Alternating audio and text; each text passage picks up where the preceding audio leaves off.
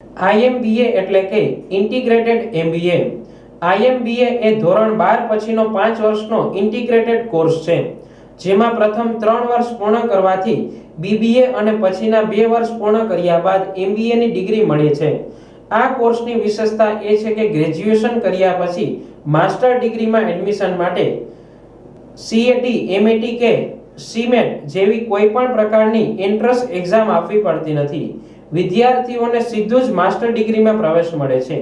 અહીં પ્રથમ 3 વર્ષમાં ક્લાસરૂમ સ્ટડીઝ હોય છે અને છેલ્લા 2 વર્ષમાં વિદ્યાર્થીઓએ પ્રેક્ટિકલ નોલેજ મેળવવાનું હોય છે.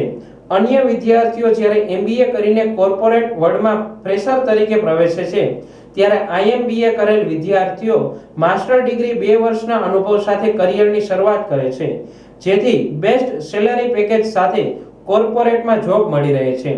જૂનાગઢની નોબલ યુનિવર્સિટીમાં ફક્ત 60 સીટ્સ પર IMBA કોર્સ માટે મેરિટ બેઝ એડમિશન આપવામાં આવે છે.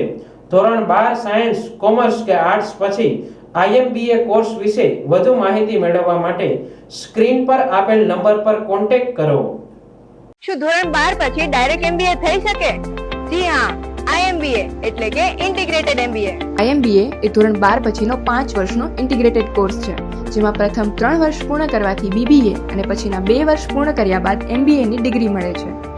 આ કોર્સની વિશેષતા એ છે કે ગ્રેજ્યુએશન કર્યા પછી માસ્ટર ડિગ્રીમાં એડમિશન માટે CAT, MET કે CMAT જેવી કોઈ પ્રકારની એન્ટ્રન્સ એક્ઝામ આપવી પડતી નથી અને વિદ્યાર્થીને સીધો જ માસ્ટર ડિગ્રીમાં પ્રવેશ મળે છે. અહીં પ્રથમ 3 વર્ષમાં ક્લાસરૂમ સ્ટડીઝ હોય છે અને છેલ્લા 2 વર્ષમાં વિદ્યાર્થીઓએ પ્રેક્ટિકલ નોલેજ મેળવવાનું હોય છે. અન્ય વિદ્યાર્થીઓ જ્યારે MBA કરીને કોર્પોરેટ વર્લ્ડમાં ફ્રેશર તરીકે પ્રવેશે છે, ત્યારે IMBA કરેલ વિદ્યાર્થીઓ માસ્ટર ડિગ્રી પ્લસ 2 વર્ષના અનુભવ સાથે કરિયરની શરૂઆત કરે છે, જેથી બેસ્ટ સેલરી પેકેજ સાથે કોર્પોરેટમાં જોબ મળી રહે છે. જૂનાગઢની નોબલ યુનિવર્સિટીમાં 60 સીટ્સ પર IMBA કોર્સ માટે મેરિટ બેઝ એડમિશન આપવામાં આવે છે. ધોરણ 12 સાયન્સ, કોમર્સ કે આર્ટ્સ પછી IMBA કોર્સ વિશે વધુ માહિતી મેળવવા માટે સ્ક્રીન પર આપેલ નંબર પર કોન્ટેક્ટ કરો.